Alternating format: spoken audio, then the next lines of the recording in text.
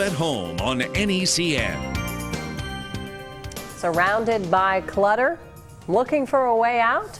Well, on the Globe at Home this afternoon, we have a professional organizer who has some tips for making 2004 a clutter-free environment for you. How about that? Globe Life at Home editor Wendy Fox and professional organizer Erika Salloux join us from the Globe newsroom. Hello to you both. Hello. Hello, Leslie. Happy New Year. Happy New Year to you. Let's get rid of the clutter. Now, Erika, you are a professional and people hire you to come in and get rid of it. Where do you start? Usually in the place that they are causing the most stress in their life. So I ask them, what's causing you to lose a lot of time and causing you a lot of stress? We start there. What is it usually? Yeah. The office or the A home? lot of paperwork usually, and kitchens. People pile stuff up on their kitchen table and their counters because they walk in the door and usually that's what's right there. And I think they don't have time to put it away. So those are the two hot spots.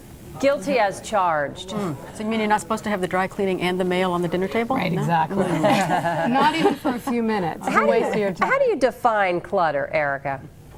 Things that aren't in the places that you would use them in, things that are causing you stress or are piled up. And just think if you walked into someone's home and it looked like something doesn't belong there, that would be clutter. Look at your home like that. Try to step out and look at your home from an outsider's point of view. All right, we have some pictures. You work wonders. I think this is a before of an office area, it looks like.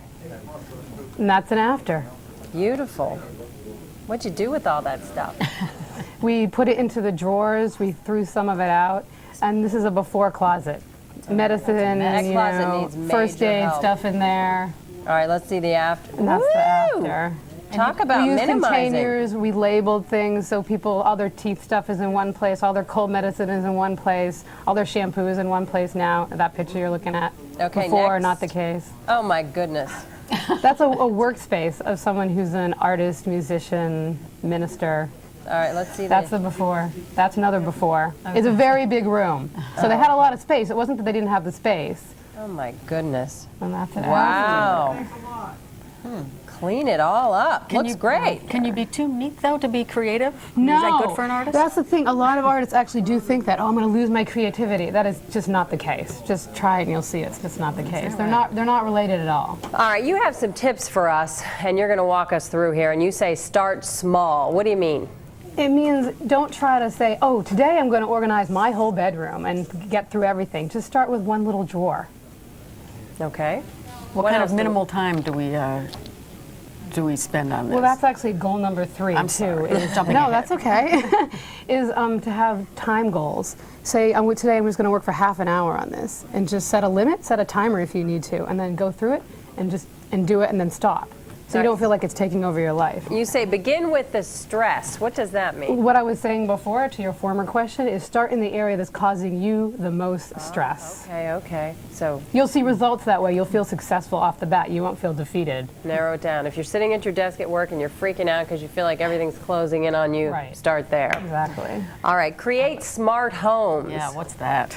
Well, that has to do with locating things in the places that make sense. And also, if you use things, put them in the areas where you use them. Put the things you don't use a lot further away from you. You know, baseball bats and tennis rackets don't need to be in the closet or that you open up and put your coats in every day, for instance.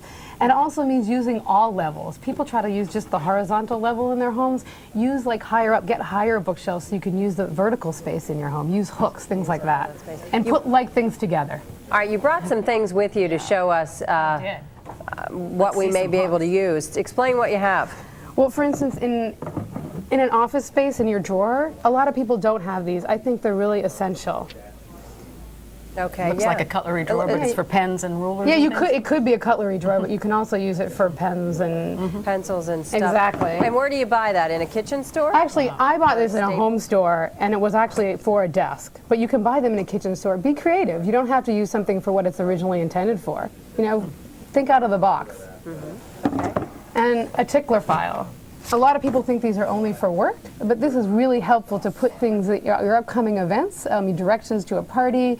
When you have to register for a conference coming up in June, in December, put it in your June file. Then you just look in June. When June comes up, you just look and you know what's coming up. You know that all your theater tickets, anything's in here if it has to do with upcoming events. Good idea.